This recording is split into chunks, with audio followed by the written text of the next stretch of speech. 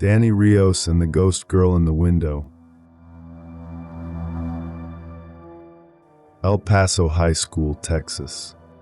The first thing you notice when standing before El Paso High is not its grandeur, not the neoclassical pillars reaching toward the sun, but the weight of silence that clings to it. They call it the Lady on the Hill, a monument of stone and shadow resting above the city, overlooking the desert plains that stretch endlessly into Mexico. To most people, it's a school, just another brick in the city's history. But to me, that building has become something else. Something I can't quite name, yet can still feel in the marrow of my bones every time I close my eyes. I wasn't expecting anything unusual that evening. I was only carrying my camera, a simple habit of mine, capturing the way light changes across the desert, the way shadows cling to the contours of the mountains, the way history bleeds into the present in forgotten architecture. El Paso High had always fascinated me. Its facade, built in 1916, seemed carved out of time itself, each stone absorbing over a century of footsteps, laughter, and whispers of students who had come and gone. The air was heavy that day. It carried the scent of dry earth mixed with asphalt still radiating heat from the afternoon sun. Even though the sun was lowering, bleeding red across the horizon, the warmth clung stubbornly, wrapping around me like a suffocating blanket. The wind didn't move. No traffic sounds reached me. For a moment, the hill felt cut off from the city, a place detached from the rhythm of life. I raised the camera. The lens framed those massive pillars, the cracked steps leading up to the locked entrance, and above them, rows of tall windows stained with dust and age. Behind those windows, the rooms were silent and used for decades. Teachers whispered that certain wings of the school had been sealed. No one was supposed to go inside them. I pressed the shutter once. The click was crisp, echoing louder in my head than it should have. The screen lit up with the preview of the shot. I took another, zooming in closer on the upper floors. That's when something shifted. At first, I thought it was the glass catching the dying light. A shimmer, a distortion. But then the shape sharpened. In one of the windows, behind the grime and dust, stood a figure. A girl. She was pale, her face faint but undeniable. Long dark hair framed her head, and her eyes, I swear they were fixed directly on me, through the glass, through the camera, as if she knew I was there. There was no movement, no flicker of recognition or life. Just a still, haunting stare. I lowered the camera in shock, staring up at the window with my bare eyes. Empty. Completely empty. The room was dark, lifeless, the curtain torn and motionless. My chest tightened. I could hear my own breathing, harsh and uneven, mingling with the low hum of silence around me. I lifted the camera again, trembling, and checked the image. She was still there. Her face, clear and sharp, frozen in that frame. A photograph capturing something that no longer existed when I looked directly. For a long moment, I stood paralyzed, the warm wind suddenly feeling cold against my skin. The weight of the building pressed down on me, as though every brick carried the echo of something long forgotten, something still lingering. I tried convincing myself it was a trick, a reflection, a smudge on the lens, the mind's desperate attempt to find shapes and shadows. Yet the glass of those old windows was dull, unreflective, almost opaque. There was nothing for light to bounce from. No explanation for a face to appear where no one stood. I snapped another picture, then another. Each time, the window was vacant. The girl was gone. Only that one image contained her. Only once did she let herself be seen. The silence grew unbearable. Even the city below, usually buzzing with cars and voices, seemed muted. I felt exposed, as if the building itself was watching me. My palms were slick with sweat as I clutched the camera tighter, forcing myself to stay grounded. But something about those windows, those darkened rooms, whispered in my head. A memory not my own, a presence I could not name. I backed away slowly, step by step down the hill, refusing to turn my back on the school. The smell of old stone and dry dust followed me. My ears rang with the absence of sound, a void more terrifying than noise. That night, I stared at the photograph again and again. The girl's face refused to fade from my mind. It wasn't a blur, it wasn't distortion. It was her. The pale complexion, the long strands of black hair clinging to the side of her cheek, the faint curve of lips neither smiling nor frowning. Her eyes seemed alive in that still frame, as though they would blink if I dared look long enough. Some people laughed when I showed them. Some leaned in close, squinting, then recoiling. Others whispered, asking if it was edited, staged. I never tried to convince them. I didn't need to. I was there. I pressed the button. I saw her. Weeks passed, but the feeling never left me. Sometimes, driving past El Paso High at night, I catch myself glancing at those upper windows. The streetlights paint the glass an orange glow, and for a split second, I think I see her again, standing still, waiting, staring out at the city. People say the school's basement was once used as a morgue during wartime. They say tragedies happened within those walls, accidents, deaths, stories that never left the grounds. I don't know if those rumors are true, but I do know what I saw. A ghost locked in a building's memory, her presence etched into the fabric of that place. And somewhere deep inside, I feel as though she allowed me to capture her. Just once. Just enough to leave a mark. Not for proof, not for belief, but for her own reason.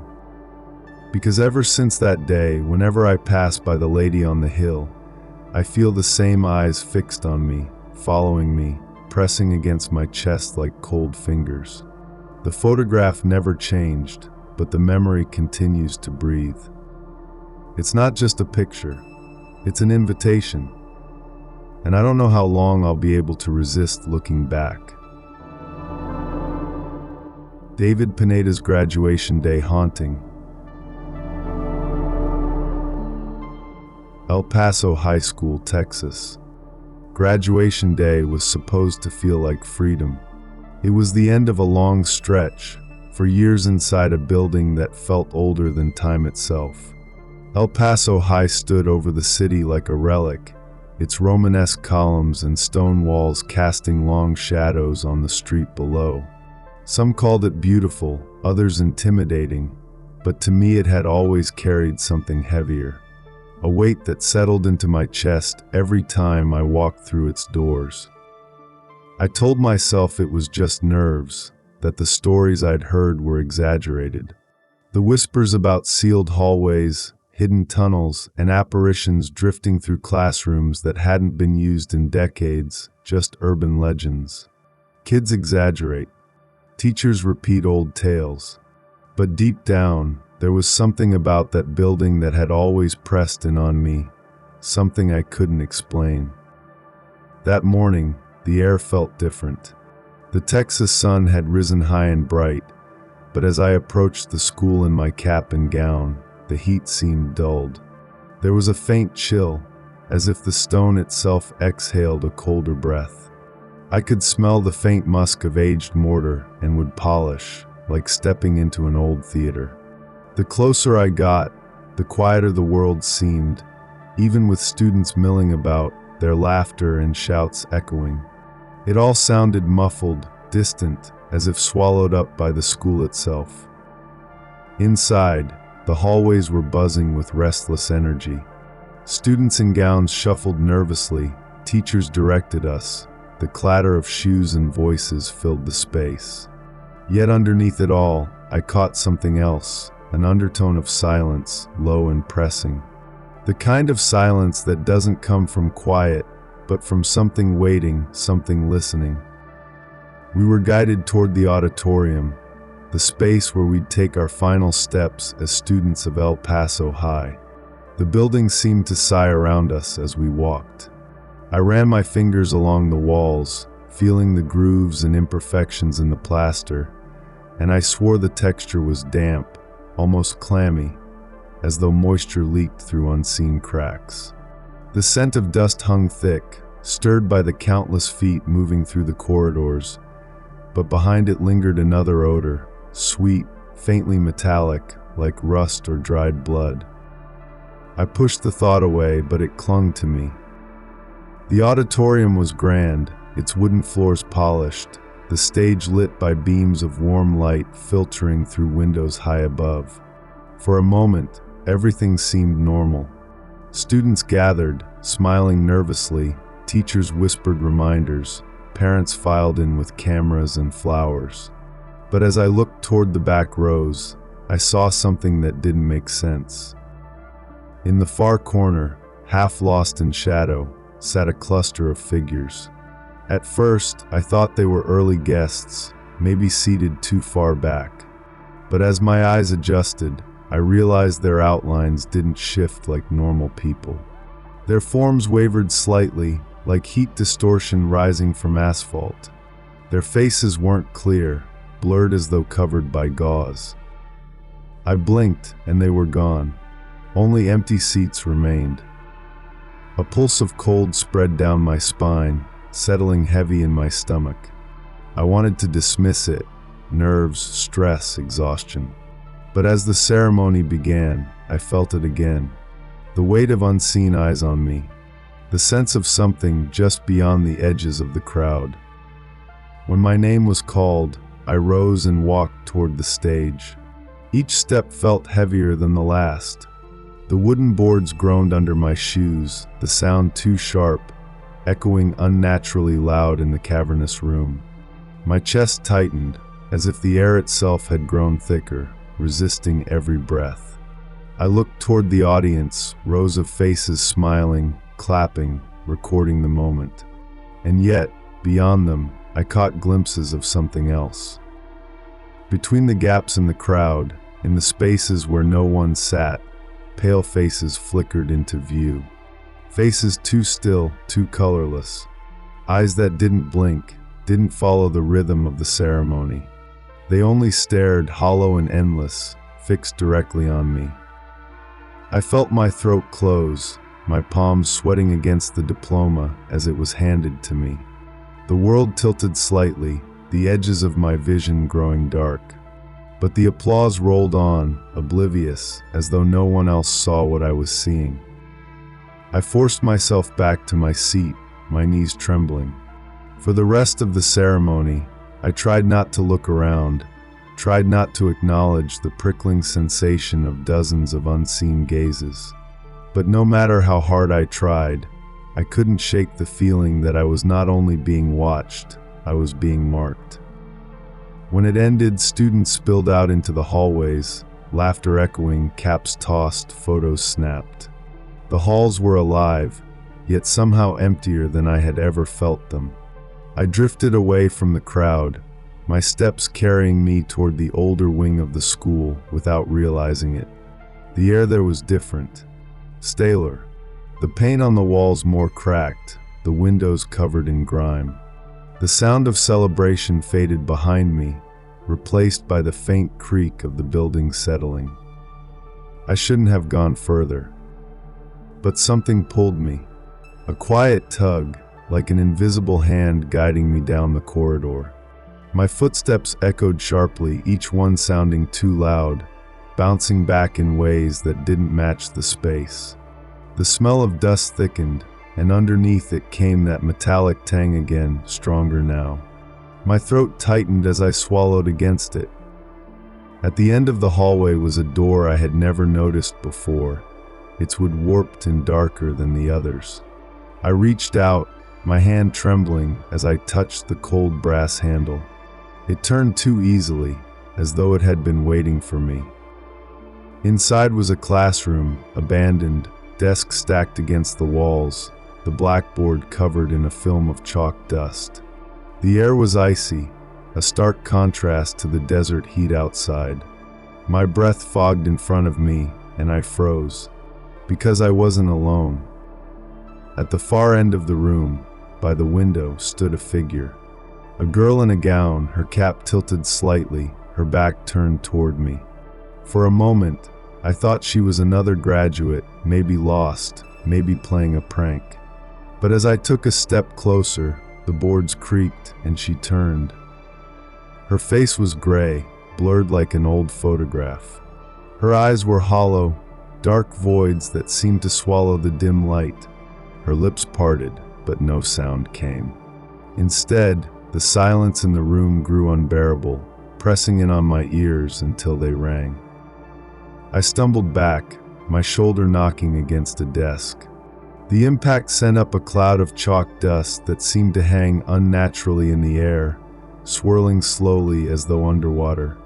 When I looked again, she was gone. Only the window remained, streaked with grime, the city sprawled out beyond it. But the cold stayed. I ran. I don't even remember the path I took. I only remember bursting into the sunlight, the heat of the day slamming against me like a wave. Around me, my classmates laughed, hugged, posed for pictures. Life went on, as though nothing had happened. But I couldn't shake it. That night, when I closed my eyes, I saw her face again. Hollow eyes, blurred features, a gown that mirrored mine. And I knew, with a certainty that chilled me deeper than anything else, that El Paso High didn't just want to keep its history. It wanted to keep us. And maybe on graduation day, it almost succeeded.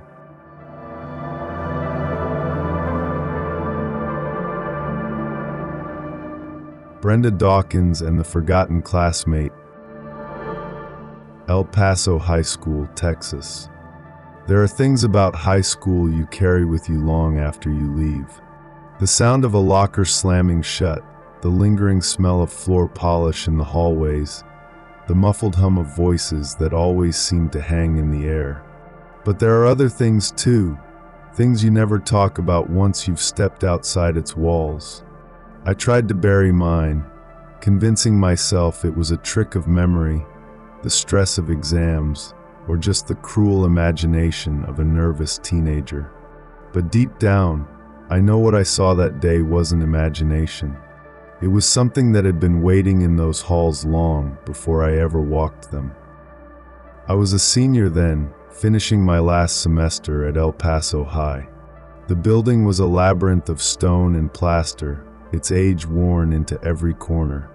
You could smell it, the musk of wood too long exposed to humidity, the faint mineral tang that seemed to bleed from the stone walls themselves. Even when the sun baked the desert outside, there was always a kind of damp chill inside the school. On certain days, when the light angled through the tall windows just right, dust would hang in the air like fog. I used to think of it as the school breathing, exhaling the memories of generations of students that had passed through its doors. But sometimes the air carried something else, a weight, invisible but undeniable. It was after class one afternoon, late enough that the halls had emptied out. I remember how quiet it was, so quiet I could hear the faint hum of the lights above, the distant tick of pipes behind the walls. My shoes echoed sharply against the tile as I walked, the sound bouncing down the corridor and fading into silence. I was on my way to meet a teacher for help with an assignment, but I was running early. That's when I noticed her.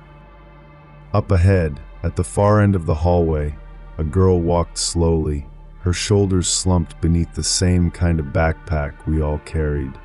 Her hair was dark, reaching just past her shoulders, and she wore the same uniform colors we did. But something about her seemed off. The way her steps didn't match the sound they should have made.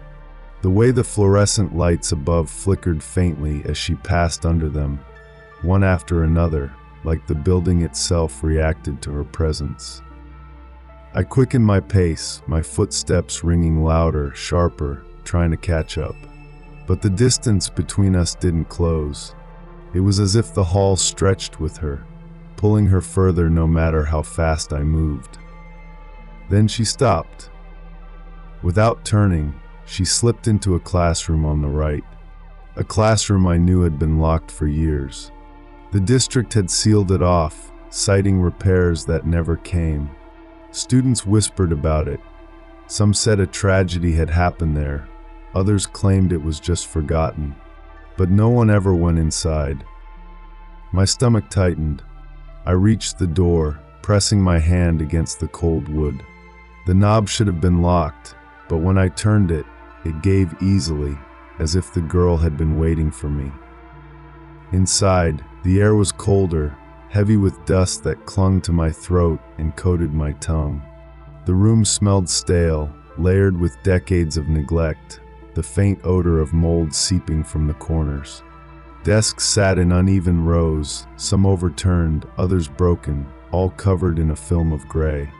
The chalkboard stretched across the front wall, its surface stained and cracked, faint outlines of old lessons still visible beneath the grime. And there she was. She sat at a desk in the middle row, facing forward, her hair draped across her cheek. From where I stood, she looked solid, real, just another student lingering after class. But the longer I stared, the more wrong she seemed. The light from the window didn't touch her the way it should. Dust motes drifted around her, but none landed on her shoulders. She sat impossibly still, not shifting, not breathing, not alive. My chest tightened. I wanted to call out, but no sound came. The silence pressed against my ears, so thick I could hear the faint pounding of my heartbeat. I took a step forward. The floor groaned, boards flexing under my weight, and for a moment her head twitched, just slightly, almost imperceptibly, like she'd heard me. I froze. Her face turned. It wasn't fast, not a snap, but a slow, deliberate rotation, like the hinges of her neck had rusted from disuse. And when her eyes found me, I felt the blood drain from my body. Her face was pale, almost translucent, her skin stretched thin as paper. Her eyes were wrong, sunken, rimmed in darkness, too large for her skull.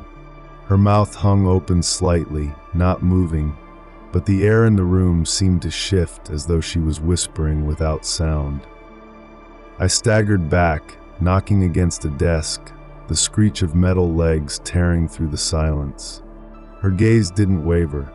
Those blackened eyes locked on mine, unblinking, heavy as chains. I don't remember running, not clearly. One moment I was in that room, the next I was in the hall, the door slamming behind me. My lungs burned, my chest heaved, and the laughter of other students floated distantly from the other end of the building, impossibly normal. I didn't look back. I couldn't. Later, I asked around casually, as if I were only curious. I described the girl, her hair, her frame, the way she carried herself. Most shrugged, saying it sounded like anyone. But one older teacher frowned, tilting her head. She told me quietly, almost reluctantly, that years ago, long before I was a student, a girl had disappeared during the school day. No trace, no explanation. Some said she'd run away, others whispered darker things. But her name had long since slipped from records, forgotten like she'd never existed. I never told the teacher what I'd seen. I didn't have to, because in that moment, I understood something terrible. The girl hadn't disappeared. Not really. She'd been there all along, sitting silently in a sealed classroom, waiting for someone to notice her again. And I had. Even now, years later, I can't shake it. Sometimes, in crowded places, I feel her eyes on me again. Watching, waiting. A forgotten classmate, desperate not to be left behind. I try to ignore it. I try to live normally. But in quiet moments, when the room falls still and the air grows heavy, I remember that face, that silence, and the way her gaze felt like a weight pulling me down. And I wonder, if she found her way out of that classroom, how long before she finds her way back to me?